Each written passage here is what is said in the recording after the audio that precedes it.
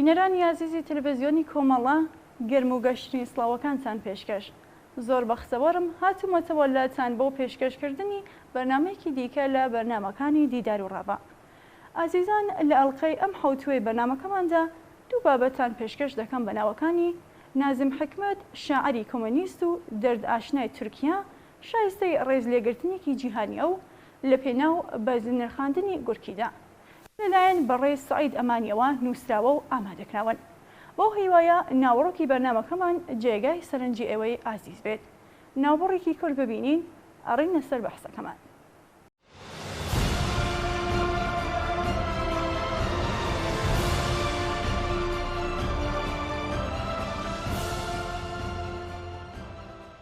نازم حکمەت، شاعری کۆمۆنیست و دەردئاشنای تورکیا، شایستەی ڕێزگرتنێکی جیهانیە.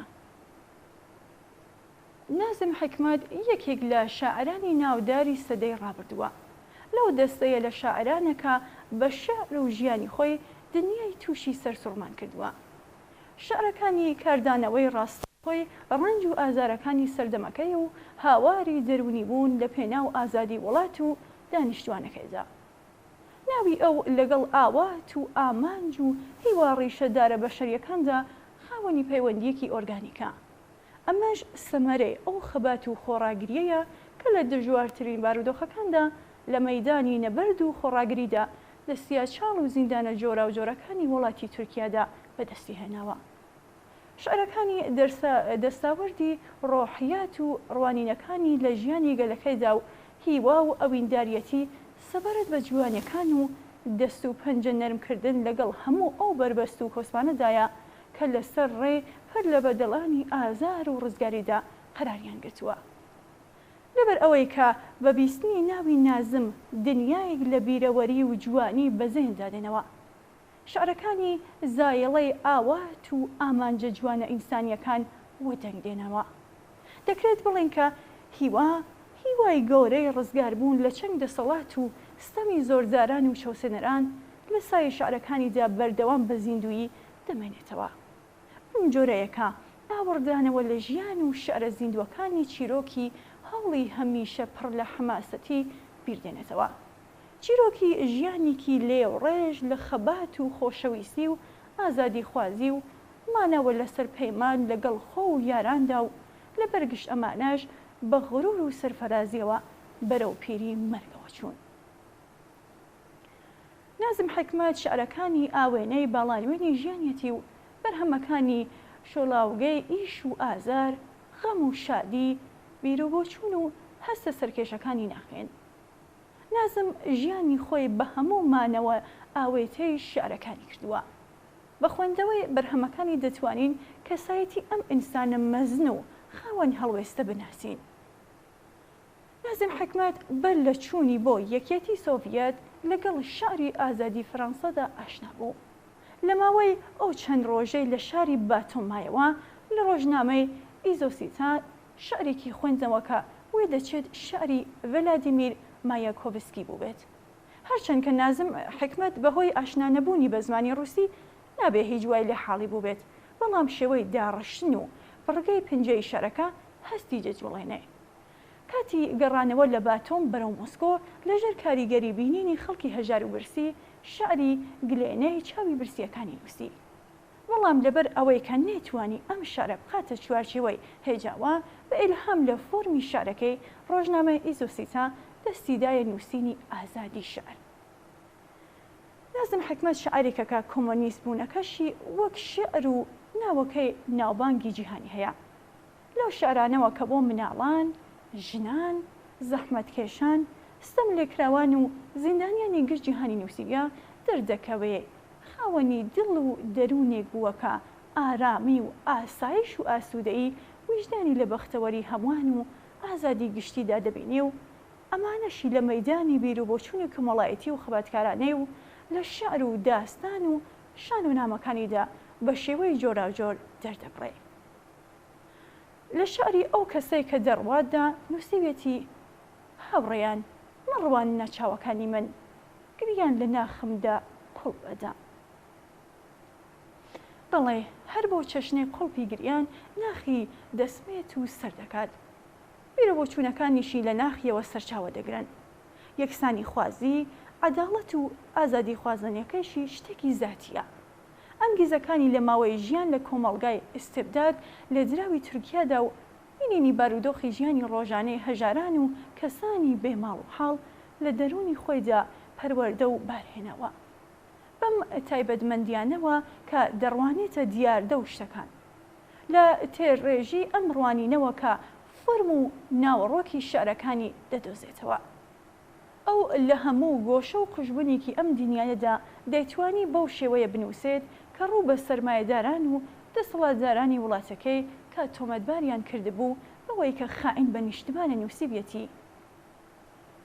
ئەگەر وەچەند مژینی خوێنی سووری دەستەکانی ئێمە لە کارخانەکانتاندا بێت، ئەگەر وەچەند چەنگاڵی ئەربابەکانتان بێت، ئەگەر وەچەند حکوومەتی باتۆمی پۆلیس و گورز و گۆپاڵ بێت، ئەگەر وەچەند پێگە ئەمریکیەکان، بۆمبە ئەمریکیەکان و تۆپی ناوگانی ئەمریکای بێت، ئەگەر وەچەند ڕزگار نەبوون لە شەوە زەنگی گەنیوتان بێت، من خائن بە وەتەنم. بڵێ خائن بە وەتەن. یان لە جێگایکی تردا دەڵێ دنیا بدەینە دەست مناڵان، لانیکەم بۆ ڕۆژێک تا دنیا هەست بە ئاشتی و دۆستایەتی بکات. مناڵان دنیا لە دەست ئێمە وەردەگرن و نەمامی ئەدەبی تایە دەچێنن. ناوبڕێک ببینین.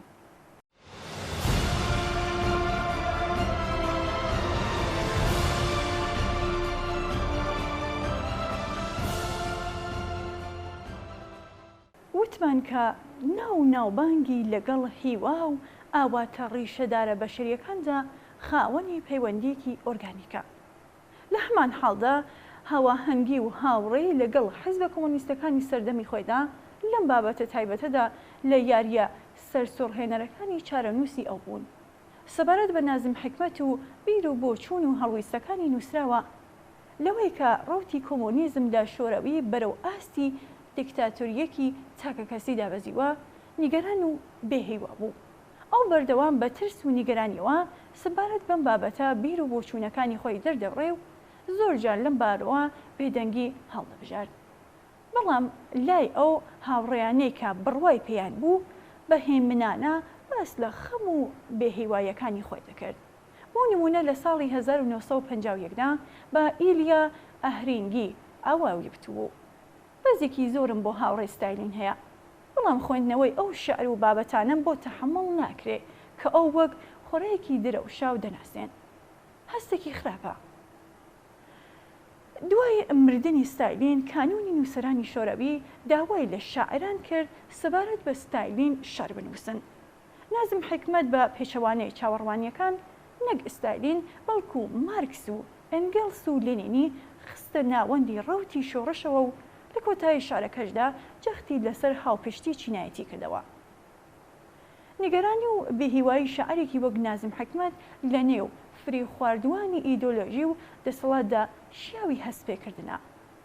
دەڵێن ئەو نیگەرانی ئەوە بوو کە ئازادانە بیر و بۆچوونەکانی لە نێو هاوڕێیەکانیدا دەردەبڕێت.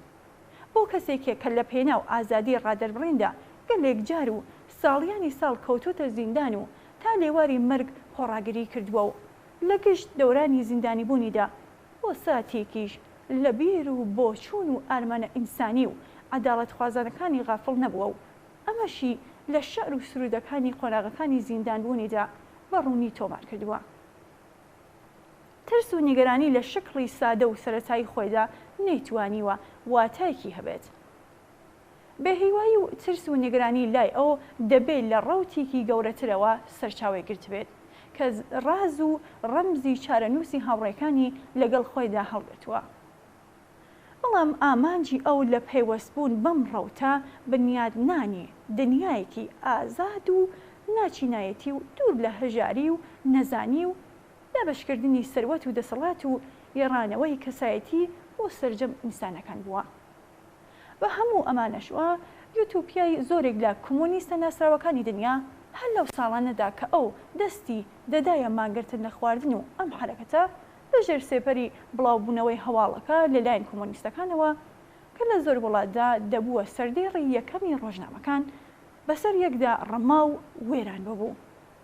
گومانی تێدا نییە کە نازم ئاگاداری هەموو ئەم ڕووداوانە بوو. ڕەنگە هەر ئەم ئاگاداربوونەش بووێتە هۆی ئاڵوگۆڕ و یان ڕەنگە بێدەنگیە درێژماوەکانی. بابەتێکی کە ڕەنگە بوو بێتە سەرچاوی ترس و بێهیوایی و بەدگومانیەکانی و ئەمەش خۆی داستانێکە کە دەبێ لە جێگایەکی دیکەدا بدرێتە بەر لێکۆڵینەوە. نازم حکمەت هێشتا زیندوو بوو کە ناوبانگ و شعرەکانی سنوورە جیهانیەکانیان بەزاند بوو. زۆرێک لە نووسەران و هونەرمەندانی گەورەی دنیا کە لە یەکجار بۆ ئازادکرانی لە زیندان دەستیان داوەتە ناڕزایەتی دەربڕین. ژان پۆڵ سارتر، پیکاسۆ و نێربادا لە نێو ئەو کەسانەدا بوون. نێربادا سەبارەت بە وتوویەتی شعرەکانی مەزنن وەک ڕووبارە بەرینەکان، بەڵام ئەم ڕووبارە هەر وەک سێڵاوێک لە پۆڵا بەرەو مەیدانی خەبات لە خڕۆشاندایە. ئەو ساڵانێ لە زینداندا بەسەری بردووە زمانی شاری نازمی تا ئاستێکی سەرسوورهێنەر گەشە پێداوە. دەنگ و زایڵەی بەرهەمەکانی لە سەرەتای دنیادا دەبیسترێ. شانازیەکەم کە شعرەکانم لەم دۆخە هەسیارەی خەبات لە پێناو ئاشیدا هاوشانی شعرەکانی نازم حکمەت وەستاون. ژان پۆڵ سارتر دەنووسێت نازم دۆستێکی بەوەفا، تێکۆشەرێکی بوێر، دژمنێکی بێڕاڕایی دژمنانی ئینسان، بێ سەرنجدانە هەموو شتێک، دەیویست لە هەر شوێنێکە دەرفەتی خزمەتکردن بە ئینسانەکان هەیە حوزور و بەشداری هەبێت. بەڵێ نازم حکمەت شاعری دەرداشنا و کۆمۆنیستی هەمیشە زیندوی تورکیا شایستەی ڕێز لێگرتنێکی جیهانیە. ناوبڕێک ببینین.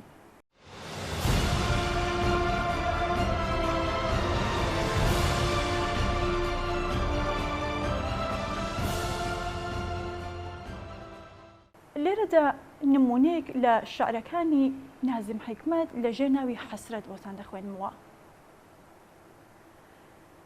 دەمەوێ بگەڕێمەوە بۆ دەریا و وێنای باڵا کردووی خۆم لە ئاوێنەی ئاودا ببینمەوە.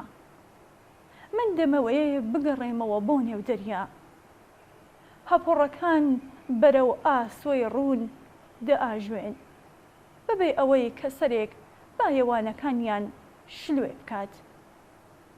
ڕۆژێک تەمەنم لە کەشتەکاندا کۆتایی دێت، گەرەکمە وەک تیشکێک کە بە ناخی ئاوەکاندا ڕۆدەچێ تیاندا بکۆژێمەوە. دەمەوێ بگەڕێمەوە بۆ دەریا، گەرەکمە بەرەو دەریا بگەڕێمەوە.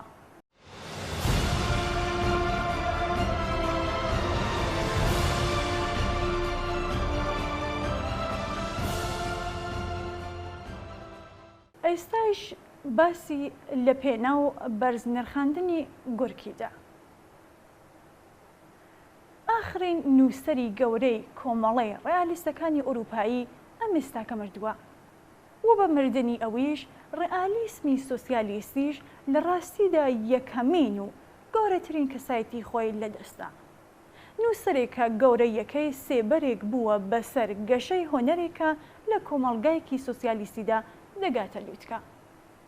تێکەڵاوبوونی ئەم دیاردانە لە کەسێکدا تەنها لە رووسیادا دەتوانێت ڕوو بدا کە شۆڕشە بۆرژوا دیموکراتیکەکان لە غاوی کاریاندایە دەست شۆڕشە پۆلیتیریەکان. تەنیا لە رووسیا بوو کە نەوەیەک توانی کەوتنی 1905 و سەرکەوتنی 1970 ببینێ. ماکسیم گۆرکی هاوسەردەم و بانتر لەوە دۆست و هاوڕێ تۆلستۆی و چیخۆف بوو. هەروەها دۆست و هاوڕێ لێنین و ئستالینیش بوو. ئەم هەلومەرجە تایبەتە ئەوەی لە هۆنەرەکەیدا زۆر تایبەت و دەگمەن کرد. گۆرکی هەروەها لە سەردەمێکدا دەژیاکە ڕێئالیسم لە ئەوروپای ڕۆژاوەدا واتە لەگەڵ رووسیا لە ساڵی 1905 ڕەت دەکرایەوە. کاتێکە گۆرکی دەستی کرد بە نووسین، ڕێئالیسمی سۆئیفیت، فیلدینگ، بالزاک و ئێستانداڵ زۆر لە مێژێ بوو لە بیرچووبوونەوە. ناتۆرالیستە ڕۆڵەتیەکان و فۆرمالیستە تەجروبیەکان بۆ داهێنانە بێمانایان لە مەیدانی ئەدەبیاتە خەریکی چالاکی بوون. لەگەڵ ئەوەدا گۆرکی نەچووە ژێر کاریگەری ئەم داڕمانەوە. ئەو زۆر سربزێوانە سنەتی ڕیالیسمی کۆنی زیندوو کردەوە و مەیلی بەرەو لای تۆلستۆی چوو. ئەم دێرانە نابێت تەنها وەک هەستێکی ئەدەبی لاوەکەی سیر بکرێ. شێوازی گورکی لە بنەڕەتدا لەگەڵ تۆلستۆی جیاوازە. ڕوانینەکانی گورکی بۆ جیهان بە ڕادەی تۆلستۆی بەرین بوون. ڕوانینێکی گەلێک زیندوو بۆ ئەو شتانێکە بە بێگیان دادەنرێن. ئەو ڕوانینی ئەقلانی بوو ئەو جیهانێک کە هیگل بنیادنەری بوو و ئاکامەکەی دەبێ بە جیهانێکی ئەقلانی وەک مرۆڤەکان. گورکیش هەر وەک تۆلستۆی هاوار و تووڕێی خۆی بەرامبەر بە سوکایەتی پێکردن و زمانبازی دەرەبەگایەتی و سەرمایەداری دەردەبڕی. ئەو هەمیشە و بە شێوەیەکی بەردەوام هەستە مرۆڤایەتیەکانی بۆ سەرجەم مرۆڤ و شکڵگرتنی مرۆڤە کامڵەکان دەردەخست. گورکی ئەم مەشخەڵەی سپاردە دەست ڕێبەرە ڕاستەقینەکان واتە پۆلیتاریای زوڵم لێکرا و سەرکوتکرا. بریسکەی ئەو ڕاپەڕینەی کە تیادا دەرکەوت بوونە کڵپەی برۆمتە ئاسای شۆڕش. ژیانی و بەرهەمەکانی گورکی هێمای دەرەوشاوە و جوان و ناسکی ئەو ڕاستیان کە پۆلیتاریای شۆڕشگەر لە ڕێگای شۆڕشی پۆلیتیریەوە ڕزگاریان دەبێت. جێگەرەوەی ڕاستەقینەی تەواوی نامرۆڤایەتیەکانی مرۆڤ، تەواوی شۆڕشەکانی مرۆڤ، ئۆمانیسم و هونەرن. ژیان و بەرهەمەکانی ئەو نیشان دەدات کە پۆلیتاریا بە هەموو بەهاکانیەوە زیاتر بە 2000 ساڵ پێشکەوتنی و گەشەی هەزر و فەرهەنگی بەشەریەت مانای ڕاستەقینە دەبەخشێ. وشەی مرۆڤ هەستی خۆشەویستی لە گورکیدا دەبزوێنێ. ئۆمانیسمی گورکی خاوەنی چێژ و جوڵەیەکی زیاترە، هەم ڕوونترە و هەم سەرڕێژترە لە ڕق دژ بە هەر چەشنە سوکایەتی پێکردنێک بە بەراورد بە ئۆمانیستەکانی پێشخۆی. هۆکاری ئاشکرابوونی لە ڕادەبەدەری ئۆمانیسمەکەی نزیک ئەوە لە بزوتنەوەی شۆڕژگەرانەی کاریگەری و لە بۆلشویزم. بۆ گورکی بزوتنەوەی کرێکاری و شۆڕشی پۆلۆتیری تاکە ڕێگای ڕزگاری هەموو مرۆڤەکانە بە مانای داڕمانی ئەو زەنجیرانەیەکە گەشەی هەمەلایەنە و ئازادی کەسایەتی مرۆڤ وێران دەکات. گورکی لاو دەیتوانی هەموو ئەو هێزە ببینێ کە لە ناخی کۆمەڵگادا بوونی هەیە. ئەو دەیتوانی ئەو بوژانەوەی لە شۆڕشدا بە دژی نەهامەتی و سوکایەتیکی کە بەسەر مرۆڤایەتیدا هاتووە هەست پێ بکە. ئەو هەروەها دەیتوانی ببینێ کە چلۆن ئەو هێزانەی لەژێر کاریگەری سەرمایەداری ئاسیایی ڕووسیای کۆندان بەهاکانیان لەدەستدەدەن. ڕزگارکردنی هێزە مرۆیەکانی خەڵک لە بزوتنەوەی کرێکاری شۆڕژگێرایەدایە کە دەستەبەر دەبێت لە کۆبوونەوەی هێزە ئینسانیە ڕزگاری خوازەکاندا، بەڵام نەوەکو ڕزگاری دووردەستی مرۆڤەکان بە واتایکی گشتی. تایبەتترین خاڵ سەبارەت بە بۆچوونی داهێنەرانی گورکی ئەوەیە کە ئەو بزوتنەوەی کرێکاری شۆڕژگەرانێ بە ڕزگاری تاک بە تاکی هەموو ئەو ئینسانانە دەبینێ کە لە کۆمەڵگادا بوونیان هەیە.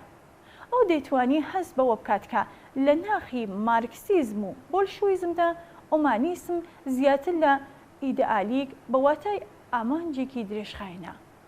لەگەڵ ئەوانەدا ئۆمانیسم بە بنچینەیەکی گرنگتر بۆ کردداری شۆڕژگەرانە دادەنرێ.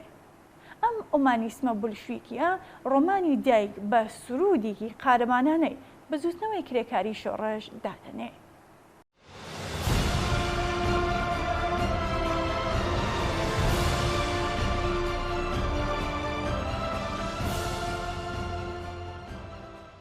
بەڵێ ئازیزان و بینەرانی خۆشەویست، بەم شێوەیە هاتینە کۆتایی بەرنامەی ئەمڕۆشمان. تا لە ئاڵلقەیەکی دیکەی ئەم بەرنامەیەدا بە یەک دەگەینەوە بە ژیانێکی پڕ لە کامەرانیتان دەسپێرم.